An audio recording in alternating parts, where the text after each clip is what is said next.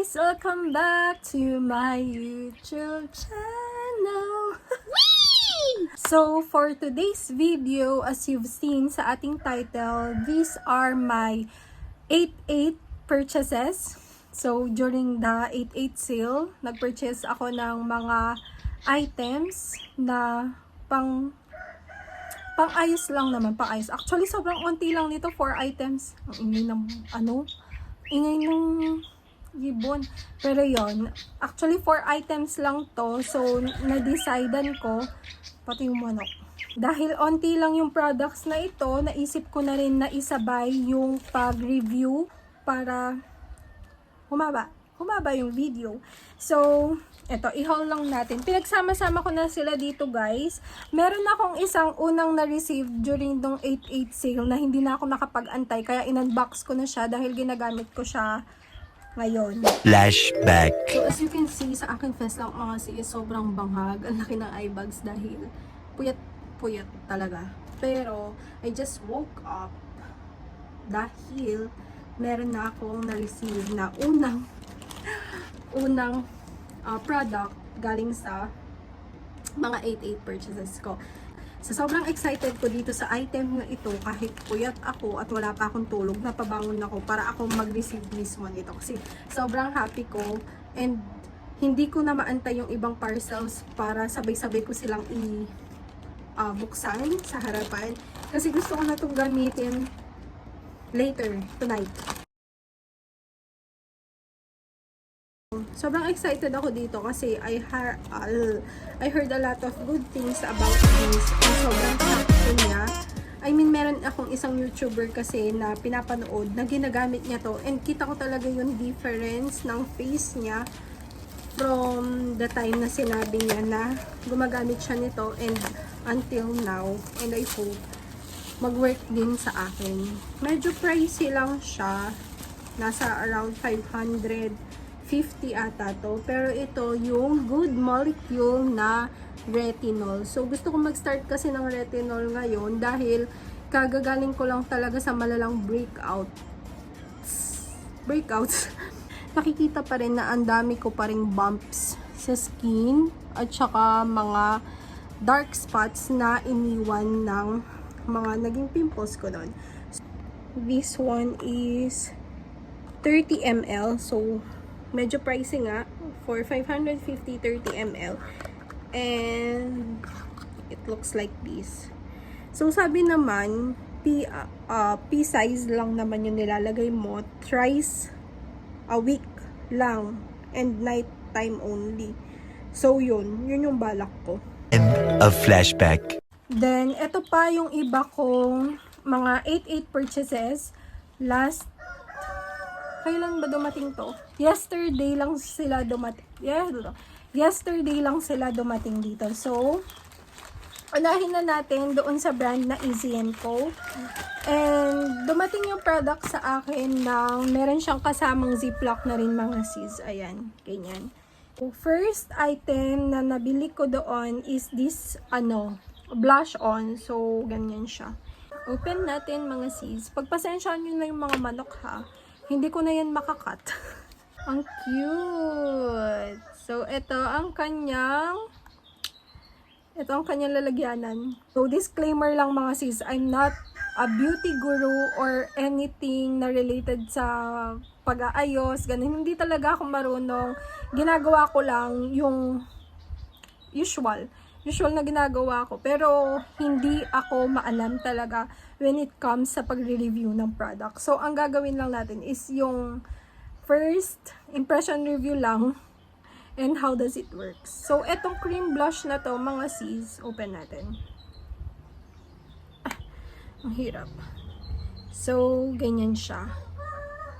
Ayan. In the shade Criminal, ang kanyang shade mga sis. So, more on peachy tone siya kasi mas hiyang ko yung mga mas bagay kasi sa skin tone ko or napansin ko lang ha yung mga coral shades. Tapos dito sa kanyang takip meron siyang kasamang mirror. So tanggalin na din natin. Ay ayaw. saka na. So, ayan. Yan ang ating first item. I also got this skin tint from the ECN Co din. So, meron na siyang SPF 35, UVB, UVA. So, next item that I got is the ECN Co na Active Skin Tint in the shade Fawn. So, this is how it looks like. Meron na siyang SPF 35 UVB/UVA. So, oil-free tinted moisturizer with niacinamide. Ganyan siya, skin tint. Next is, I also got their brow volumizing gel. So, finally, meron na talaga akong ganito. Magpapahinga na ang aking Maybelline mascara sa aking eyebrows kasi, as you all know guys, ang ginagamit ko lang talaga sa eyebrows ko is yung Maybelline na mascara dahil hindi nga ako marunong mag-ayos ng eyebrows. So, ang ginagawa ko talaga, nagbe-brush lang ako. So, ganito siya mga sis. Sobrang liit niya lang. So, perfect ito sa may maliliit na bags. Ayan. So, yun lang yung tatlong purchases ko doon sa ECN Co. And last na na-purchase ko na makeup product is sa BLK. Alam nyo na din mga sis, ligo ka na. Tapos na. Alam nyo din mga sis na ang gamit ko talaga na blush on is yung sa BLK kasi long lasting siya and sobrang pigmented niya. Parang sobrang tipid niya gamitin. Umabot talaga, nasagad ko ng 1 year yung isa kong ganito. So, yung una ko munang gagawin guys is maglagay ng SPF. SPF ba ang tawag dito? May tamang tawag dito eh. SPF. So, first thing muna na gagawin ko is maglagay ng sunscreen. So, I'm using this Biore UV SPF 50 plus PA+++. Nagustuhan ko to mga sis kasi aside sa sunscreen siya, nagbibigay din siya ng extra glow sa inyo. Parang meron siyang kasama kasing glowing effect. So, mapapansin nyo, dapat pala hindi ko muna nilagyan yung isang part ng skin ko, no? Ang face ko pala ng skin ko.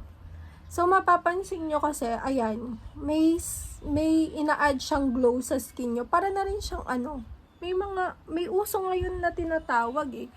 Yung, kasing tawag doon. Sige, kalimutan nyo nang may sinabi ako mga sis, kasi hindi ko din alam. Balat lang natin siya. Nagfo-focus talaga akong diba yung manok? Nagfo-focus talaga akong maglagay dito mga sis, kasi gusto ko ma-lighten talaga yung dito ko. Tapos, ayan yung glowing effect nyo. Illuminator? Illuminator ba yun? Yung bagong product na nauuso ngayon na pag naglalagay ka, siya. Nagsha-shine bright like a diamond ang inyong skin. So, yan. And I'll just let it set for about 1 minute. Kasi mabilis naman mag-set to mga sis. Ba? Okay na. Okay. So, I just decided na gamitin na lang ang aking fingers sa ating skin tint. Pero alam nyo, yung mga nakikita ko nagre-review nito, either gumagamit sila ng brush or gumagamit sila ng kasing tawag doon? Gumagamit ng brush or gumagamit sila ng sponge. Pero for me, gagamitin ko muna yung aking skin. Pinagsasabi ko, aking hand para tignan natin kung blendable siya using your hands. Tapos, small amount lang kasi ang lalagyan ko lang dito mga sis is dito sa under eye ko.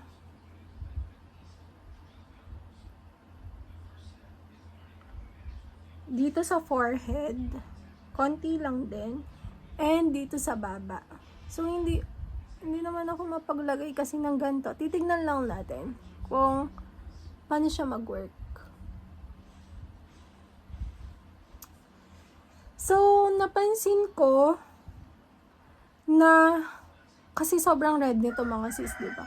Medyo na lessen niya yung pagka-redness pero hindi talaga totally kasi pa rin visible pa rin yung aking pimples. And tignan nyo, may ugat ako dito. So, try natin din.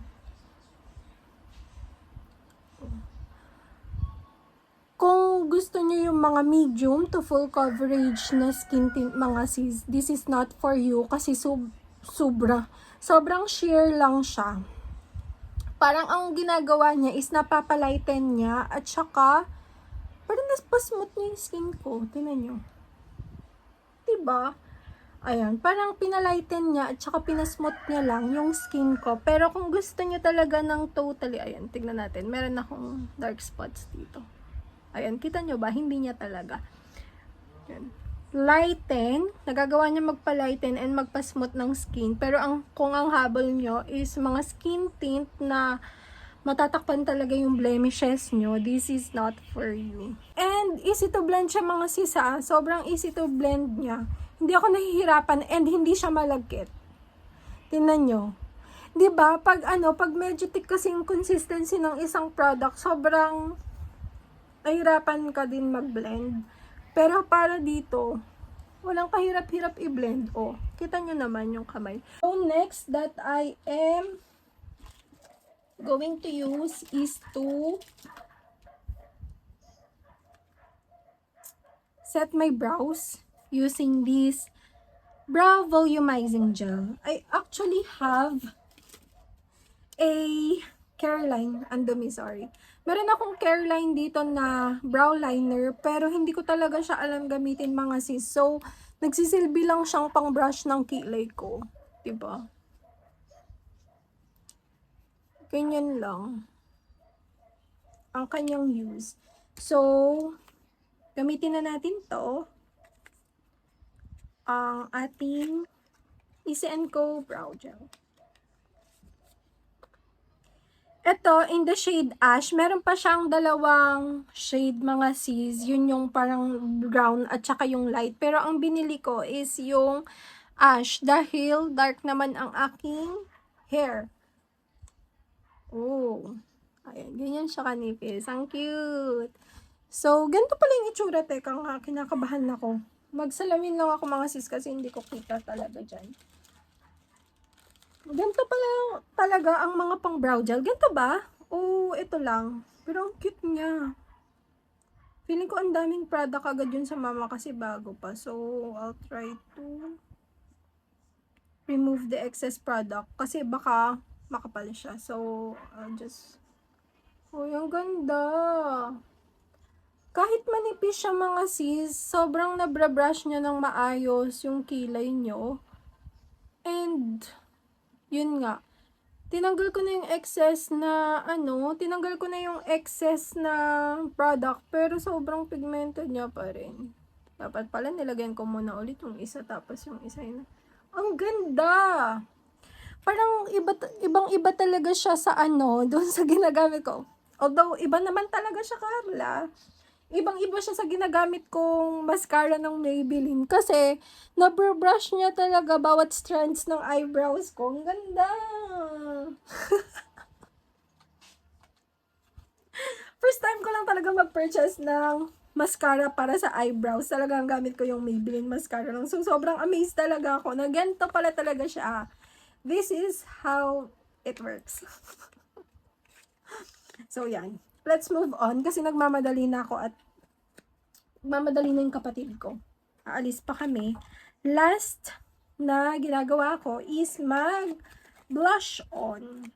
And dahil alam ko naman kung paano mag-work tong BLK, and nakikita nyo kung nanonood kayo ng video ko kung paano nag-work ang BLK na sobrang pigmented talaga, I'm going to use this Easy & Co na cream blush na lang para magamit na rin siya. So, this is how it looks like. Let's try it to believe it. So, gagamitin ko lang ulit ang aking fingers. Ayan, in just one dip. Oh, ganda. Ganda. Very pigmented siya. Nakita nyo, hindi ko kinaskas yung hands ko. Ganyan ko lang. Ayan. And, Sobrang pigmented. Ay, ang ganda. Pak. And wag nyo akong i-judge kung paano ako mag-blush on kasi this is how I do my blush on talaga. Dagan natin dito. Ayan. All done. Ganda. At saka ang ganda niyang i-blend. Parang sobrang smooth.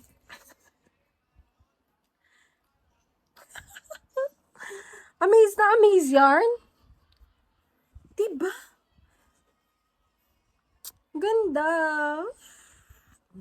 Ganda. So, ayan. And tignan nyo mga sizo. Kita nyo ba? Parang wala siyang kabawas-bawas. Kita nyo lang yung parang hand ko or yung fingers ko na ginanyan. Pero wala siyang bawas mga sis. Ganyan siya ka-pigmented. Kabod ko lang. Kabod na. Bigla ko na lang ginanyan.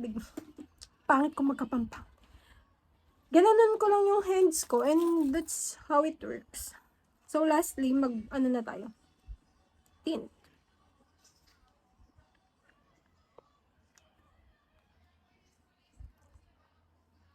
So yan. This is our final look. May nabago ba? So, kailangan na nating umalis mga sis, but I will give you an update regarding this.